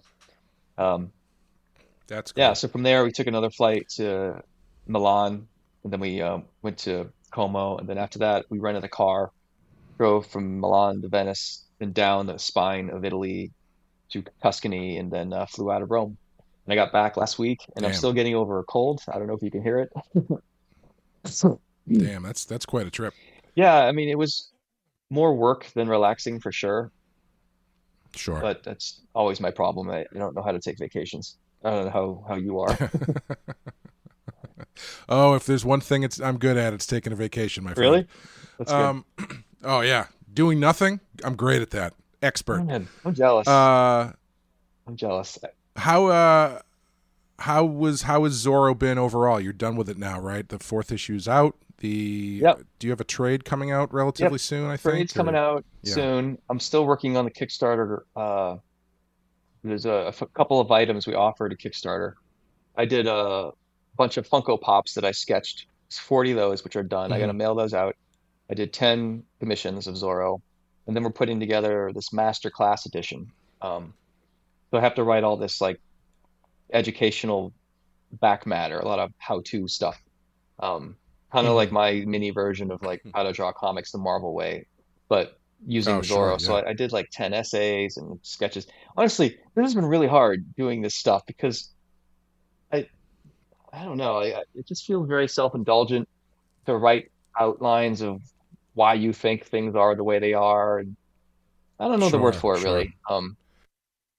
Jock was talking about when he did this, because he had this sketchbook that he put out through Mondo, and he loved it. He was like picking the type of colors they were using for fonts.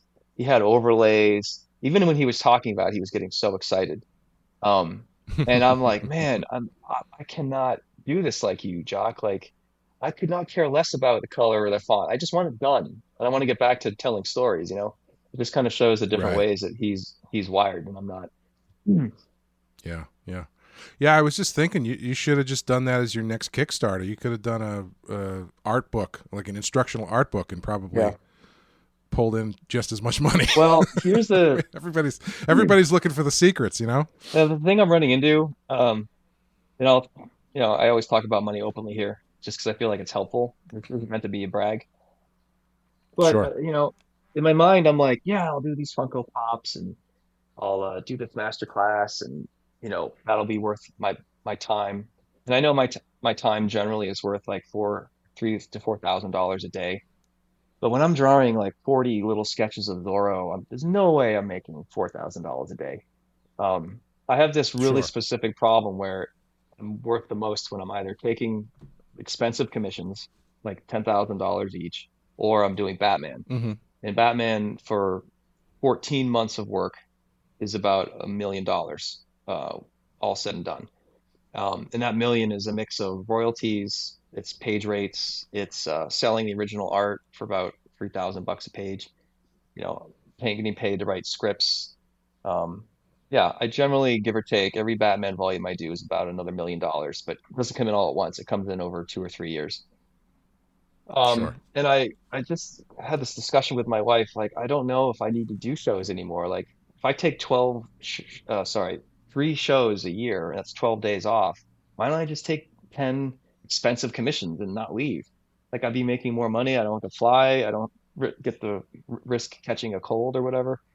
I don't mean to sound entitled or privileged or like I'm complaining, because certainly it's like huge to be invited to Paris and Italy. Like, don't get me wrong, I love this lifestyle, but cost benefit analysis is, I don't know, kind of does a number on me sometimes. Yeah. Isn't there something to say though about FaceTime with fans and keeping your brand out there and all that kind of You're stuff? right. The other side of it is it's not all about money.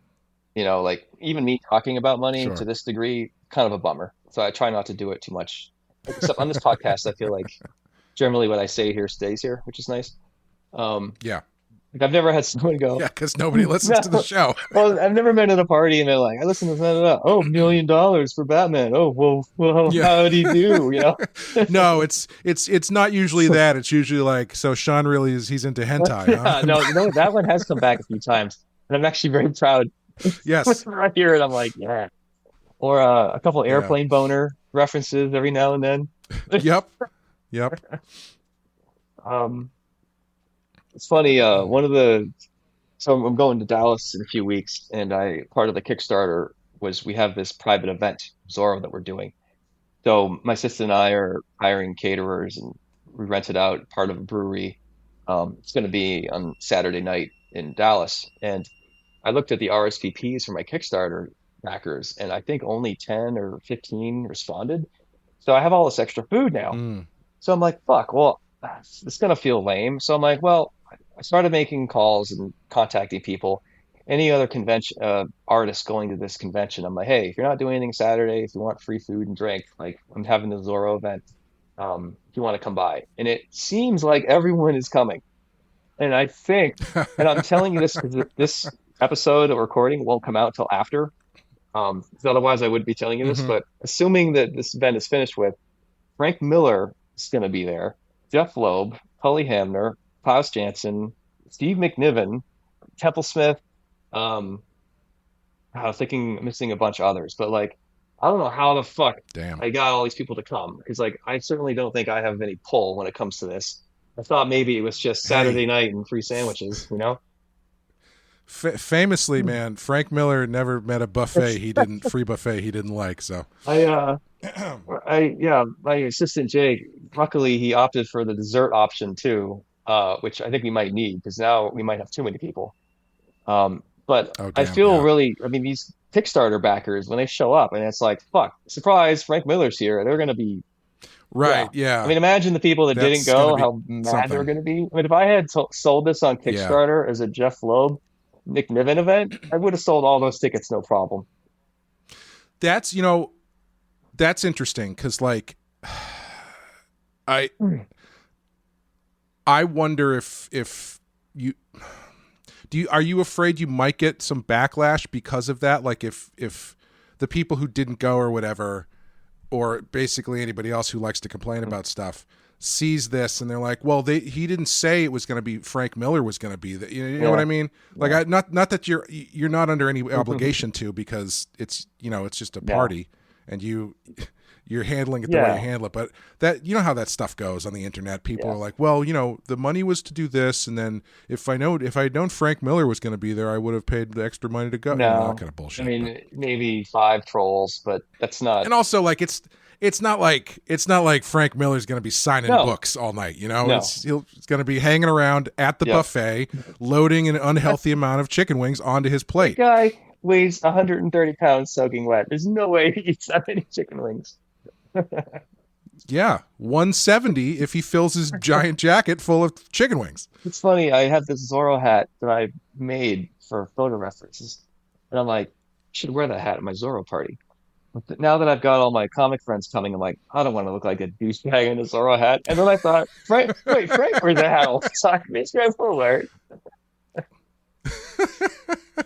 You could take a hat picture with Yeah. Frank Miller. I think mostly the reaction That's will funny, be, holy shit, I should have gotten these tickets. Or, I mean, every time I do a private event, I always bring someone. Someone shows up. Like Scott Snyder showed up with Dave Johnson once. Like anyone Sure. who, I'll Sure. tell anyone who asks, like, yeah, I can't guarantee any of my famous friends will be there, but sometimes it happens. I mean, the nature of comic shows is no one plans ahead. You're often at a show on Saturday Right, night and right. like, what are we doing tonight? And someone goes, oh, there's a blah blah blah party. Oh, great, I'll check it out. And people just like herding cats. You know what I mean? Right. Right. Yeah. Yeah. So yeah, if I had known, Are you I would have happy told with you, Clay, and said you should get to Dallas because there's going to be this banging party that's going to happen. I know, seriously. Should look for a last minute So when I flight see that ticket. internet troll, I know it's you writing under a fake name. Oh, of course. No, I'm gonna torch you to hell under my fake Right. fake But Twitter when he name. talks about how Timothy Dalton Um, wasn't invited, I'm going to know who it is. Yeah. Dalton fan 6969. Definitely not me. Are you happy with the book overall? Yeah, I really am.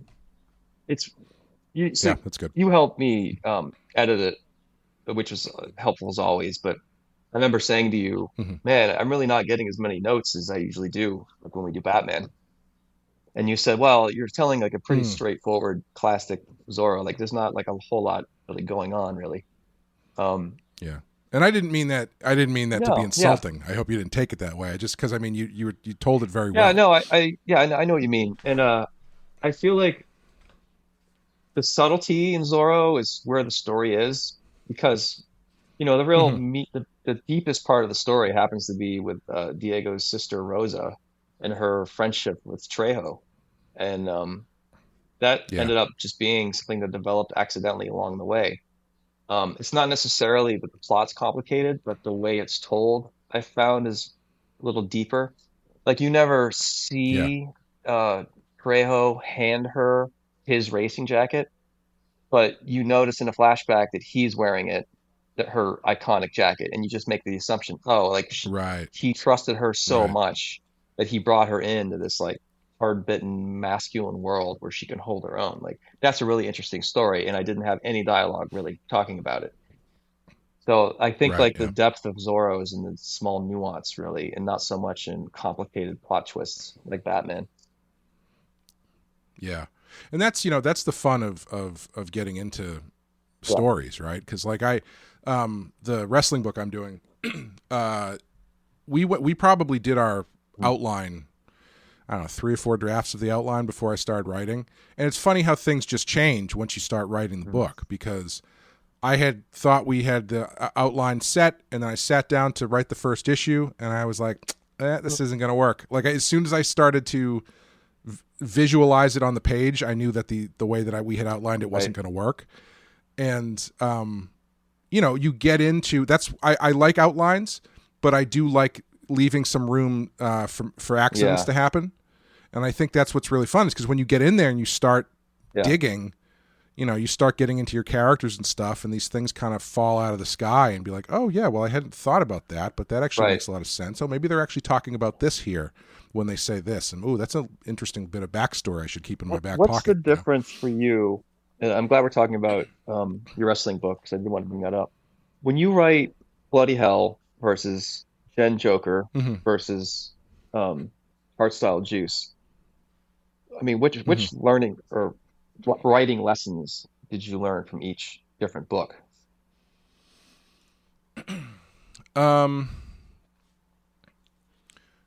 Bloody Hell was interesting because I've noticed that sometimes, depending on the project, and this might be a plus or minus depending on how you look at it. I've said previously that my artwork tends to lean more towards like expressionistic, like painterly kind of style. And I would say my writing tends to do that as well, where I'll give myself an outline and I'll start writing, but I things can maintain fluidity to a certain extent. And on Bloody Hell, that was at its maximum because I'm writing it and I'm drawing it, and I'm doing it as a graphic novel, so it's not on any like hard and fast issue by issue release schedule. And so if I've finished writing issue 1 and I've started writing issue 2, or I've started drawing issue 1 while I'm kind of tinkering with issue 2, and then something comes up where I'm like, oh, actually, if I drop that into the dialogue of issue 1, then that actually sets this bit up that I'm doing here better, which I didn't realize until I started drawing. You know, like that kind of thing where it's like it's just a little bit more fluid. That can get you into trouble sometimes because sometimes you end up in a corner that you didn't foresee, and that could be a little difficult to get out of. Like the last chapter of Bloody Hell, I really ran into an issue because I had a lot I had to do. A lot of like heady stuff I had to do, including like a big battle, and I wasn't sure how I was going to be able to do it. And I struggled with it for a long time before I decided to change my structure of it and give it this sort of like framing device thing that I ended up doing. And I thought it worked well because it allowed me to tell the story, show the battle, but not show everything, and I could kind of jump around, and it allowed me to save time. Yeah. So that was interesting, and that was something like I had never planned to do that. Like when I outlined it, I had just figured, oh yeah, okay, the 5th chapter that's where all this kind of stuff happens. And then when you get there and you're like, okay, I have 25 pages to do arguably 50 pages worth of material here. I got to figure out how we're going to do this. That's the one thing I've been learning through all of the stuff that I've done is I need to work in my own you know how a lot of like people who issue deadlines to other people, editors or whatever, they'll say there's the deadline and then there's the real deadline. Right. So, you know, because you say to the artist, oh, the deadline is August 1st, but the real deadline is September 1st. But you don't tell them September 1st because you want it done a month ahead. I need to start doing something like that for myself where if I outline a project and I go, okay, this is going to be 4 issues.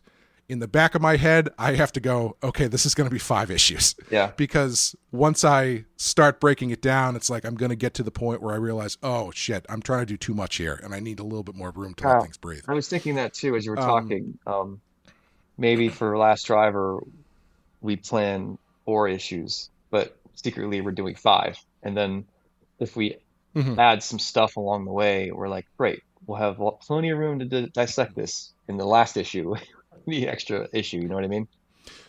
Yeah, and you know, depending on what you're doing too, like you want to have that freedom to visually do big stuff. You know, like anytime you have to, once you start getting into the nuts and bolts of creating a comic, double page spreads and stuff are awesome, but you're losing 2 pages every time you do that. Yeah. So you know, and a lot of times double page spreads are like one image, maybe 2 images. I mean, they can be more, but they tend not to be. Or splash pages, 1 big image, and which are great, and they're great storytelling tools. But if you are overstuffed with ideas, then you start looking at your script and going, every one of these pages is 7 panels. It's just because I'm trying to jam everything I can into this. And so I think that's something I've been learning along the way is trying to be more conscious of giving myself enough room to do what I want to do and being flexible enough to trim stuff down if I have to. Yeah, I find that the end of a series, so if I'm doing 8 issues of Batman, by issue 7, I'm like starting to tie up loose ends. And then by 8, I realize, oh shit, I got to make some cuts here. I feel like towards the end of a book in comics, the time is running out, obviously. The space in the book is running out, page count, and your energy is running out. Like, how much do you really give a shit after a year of killing yourself on Batman? You're like, fuck it, whatever. We don't need to talk about that. Let's just do whatever. It's tempting to let things fall by the wayside, but of course you don't want to do that. Yeah. Working on, I was really having trouble with this. I've been working on the final issue of Hardstyle Juice, issue 5, and there's a lot of like answers that need to be given, and then there's like a big fight, right? Because you know that's how these things go.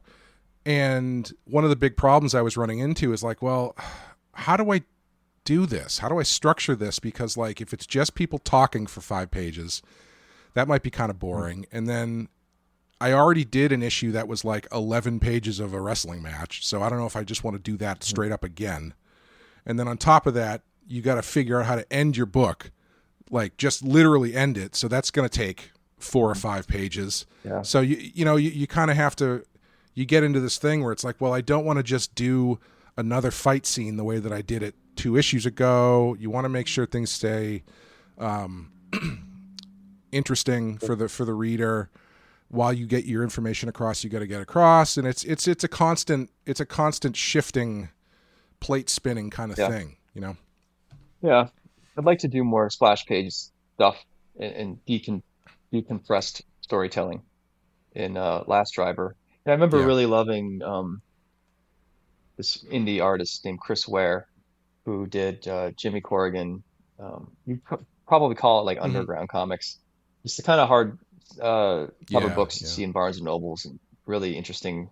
Like you draw a panel of rain, snow coming down with power lines, and the next panel would be like a little bit of snow on power lines, and then panel 3 would be a lot of snow. Like taking time to do that shit, it's cool. I don't know how much of it belongs in mainstream comics, but I wish there was ways to find moments to do some of that stuff, you know? Yeah, you know, I think that's one of the things that you and I have in common as far as writing goes is we bring a lot of ideas to every idea we have. And I think there are times in which we could both be better suited by taking another breath, taking away 2 or 3 of those ideas and just letting the solid ones breathe more, because that gives you the space and ability you need to do that kind of stuff, right? Because like if I'm trying to jam 22 pages of like the middle of a murder mystery that involves like 5-10 different characters, blah blah blah blah blah, you don't have time for any of those kind of panels. You know, you don't have time for those pages because you feel like you are fighting against time and page economy to get your story through, which is great, but doesn't have to be the same thing every time. Make cuts to Ben Joker, or sorry. No, wait, that too. Oh, but sure. When you did Red Hood, you really wanted to have like the producer. No, what's his name? Oh, the brand. Yeah, thank you. You wanted manager. A brand manager thing because, like, first time writing Batman by yourself, you might never get to do it again. So this is your, plant your flag now. I totally get that impulse, but you came to it on your own when you realized I just don't think this is the story to do it as much as I want to. Clint is the brand manager. Yeah. Well, that's a really good example too, because like we only had 48 pages to tell what ended up needing to be a very big story, and so like which included we needed to have stuff that happened in the present of the Batman Beyond White Knight universe. And then we had to get in stuff about where Jason had been. And then on top of that, we had to tell a whole story involving this flashback and meeting this kid and getting to know her and this connection and stuff. That's a lot to do, 48 pages. And so, you got to kind of figure out how to streamline it and make the most of what you have. And when you're relying on artists who aren't 10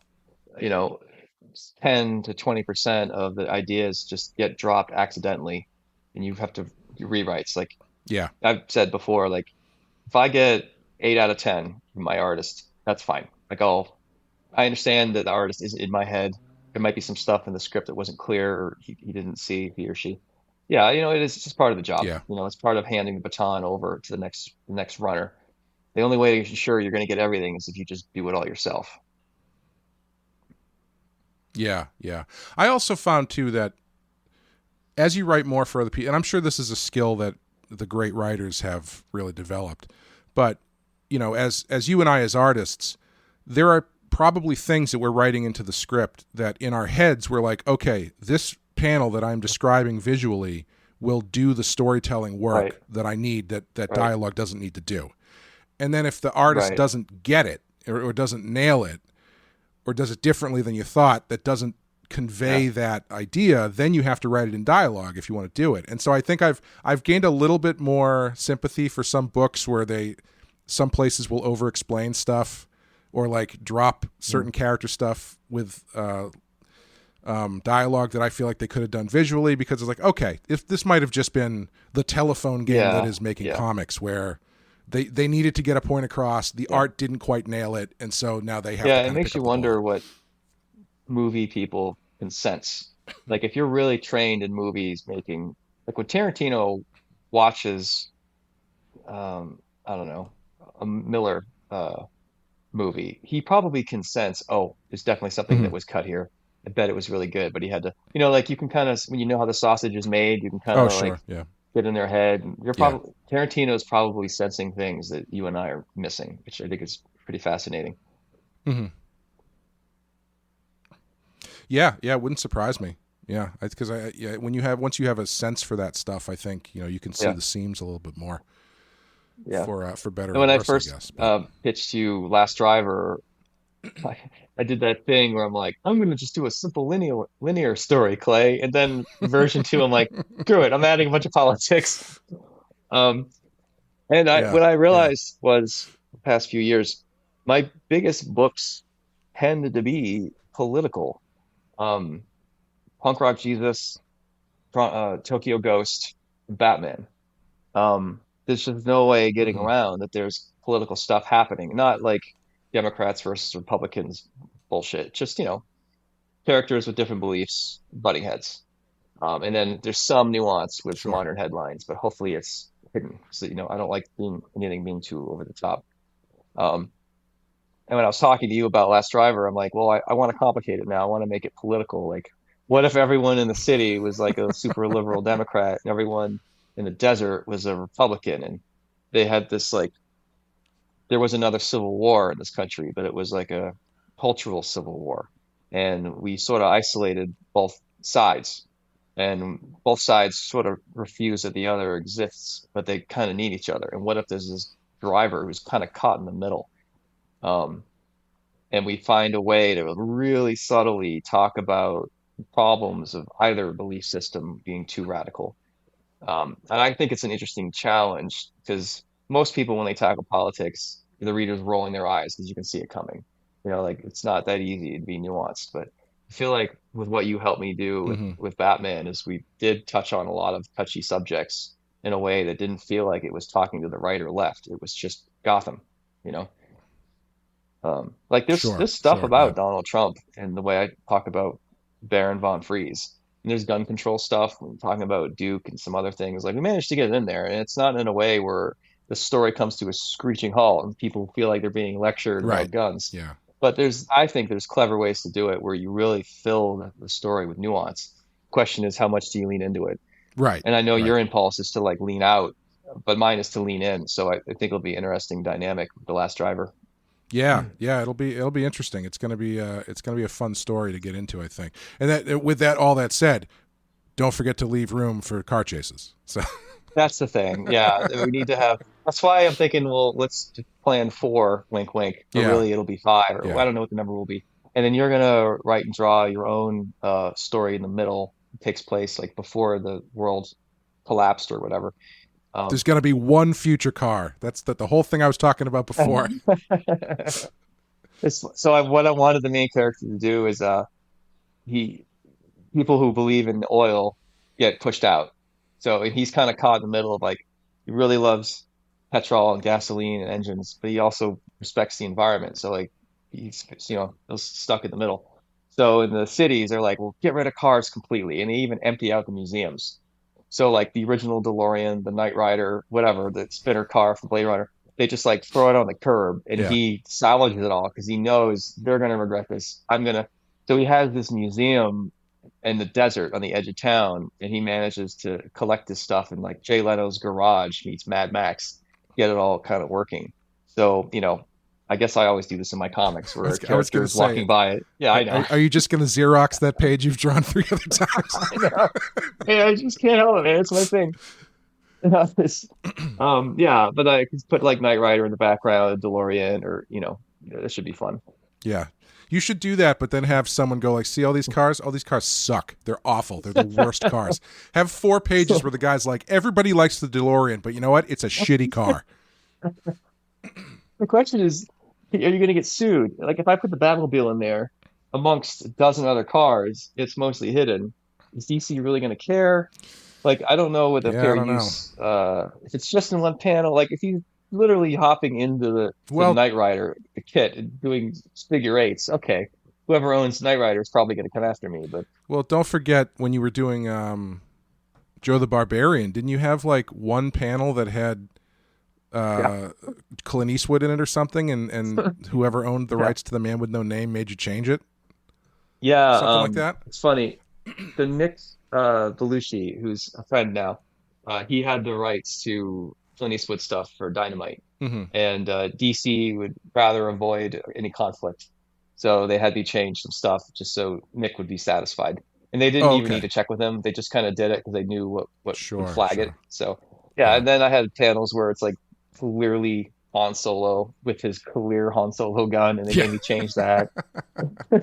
I mean, I didn't know a lot about copyright back then, so I was just trying to have fun. But yeah. You know, it's funny. I was thinking about that recently. And you know, I'm not. This is going to be a long story because we should probably wrap it up. But I've been doing these horror movie monsters drawings. This like A to Z thing that I've been doing, and people have been like, "Oh, you should turn it into a sketchbook and sell it when you're done with it." And I was like, "Oh, that's that's not an interesting idea." But then I remembered the stuff that I was drawing, and there are a couple things in there. Like I did a drawing of Elvira, who has a very firm grasp on her IP. And like, you know, I have all the respect in the world for her, so that's not. I wouldn't want to get a cease and desist letter from her, you know. Although, I mean, if you know, maybe it's a very cheeky cease and desist letter. Maybe I do want it. But you know, like I was thinking, like, I mean, most of the stuff, if you're thinking about just movies, generally it's okay. But then you get once you get into stuff that is more tightly controlled, then it's like, is it worth it to try to avoid that landmine completely? You know, it's interesting. So this is a theory I just came up with now, but it seems like there's a few different 3 levels of brand protection. One is like you're a giant mega corporation controlling the Ninja Turtles, so you're Nickelodeon. They have a team checking, but they can't possibly find every single little fucking thing everyone draws about Ninja Turtles, so they're probably going to let a lot of it go.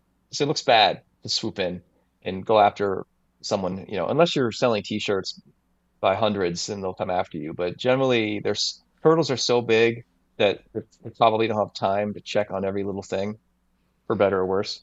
And then you get the opposite, where it's just a guy who created a thing, and he's not on the internet to check, and he doesn't know who's using it. So it's so obscure, no one cares. Or you get someone in the middle, like Zorro is kind of in the middle, where they are very much protective of their brand. They have the time to roam the internet to find things, and they definitely take notice. They are very careful about protecting it. And I can imagine Elvira, her whole thing is that character. You should have the time to scout it or hire people to look at. Like that's her retirement, you know? Right. So I think it's kind of like 3 different levels of protection and what you're going to be running into, you know? Yeah. It's an interesting thing when you get into that stuff. I actually had someone reach out to me recently. Elvira? No, I wish. Timothy Dalton. It was actually Timothy Dalton dressed as Elvira, which was the weirdest thing. And he asked me, he was going to be doing his first Artist Alley, and he wanted to get a banner made, and he was asking me whether it was against the rules to put art that he did, but art of copyrighted characters on the banner. And I said, well, I mean, if you really want to go by the letter of the law, it's probably not great, but I think it's probably better than if you're selling prints, because you're not making any money off of it, right? You're just kind of using it behind you. Whereas if you were, you know, if you've got Ninja Turtles on your banner, that's one thing, but if you're selling prints of these Ninja Turtles, that's something else entirely.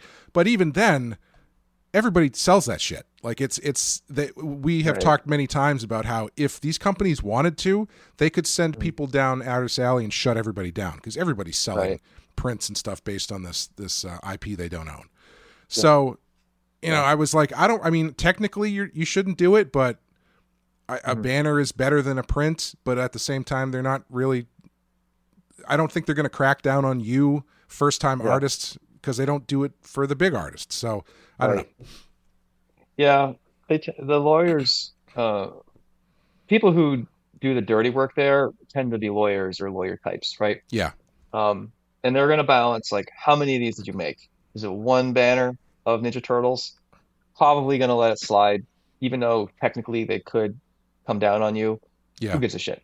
If you're now making prints and making money, well, now there's more of a problem. It's kind of like, what are they in the mood to enforce? And if you're selling Ninja Turtle print with like thousands of, like, there's a guy at shows, he draws like people caricatures playing soccer, but he'll use a bunch of banner licenses without asking permission.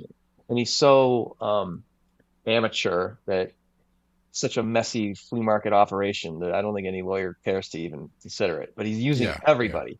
It's not like he's just doing Turtles. He's using Iron Man and Blade Runner, and X-Men, and whatever, Batman. Yeah. So he's kind of fucking over everyone equally. So I feel like some lawyers would look at that and be like, ugh, I don't even want to bother with this dude. It's really whatever. Make enough people angry and then no one will care. But if you're a bigger artist and they can make an example out of you, like if I did something with Wolverine and they weren't happy, then why not? And that was a weird one too, because you weren't even selling those things and they still came after you. But anyway. Water under the bridge, man. Yeah, I think. But anyway, we should probably wrap it up. We've been going for almost 2 hours here, so I think this might be our longest episode we've ever done. Welcome back to the show, everyone. So if you guys want to help support the show, you can head over to patreon.com/thepenskyfile. Or if you want to check out the new book I'm doing, Hardstyle Juice, you can go to hardstylejuice.com. If you have Amazon Prime, you can read all the issues for free, I believe. So the first 3 should be out by the time this comes out, I think. And keep your eyes open for Sean's Zorro, which the issues are on the shelves and the trade should be coming out shortly after. Is that the plan? Hopefully in a few months. And the Kickstarters will be getting their swag very soon. If anyone is concerned, they could write to me or contact someone on my team pretty easily. But I think people generally know this stuff takes time. And then for me, the rest of the year is pretty much doing Last Driver with you, writing another book for a friend, and then thinking about getting back into Batman. Cool. Well, we're looking forward to seeing all of it. So thank you guys for listening. Thank you, Sean, for joining me. Thank you, Clay. And thank you, Timothy Dalton, for an amazing voice opening for this episode. Yes. We'll see you next time with Inkling and Big Time. See you guys.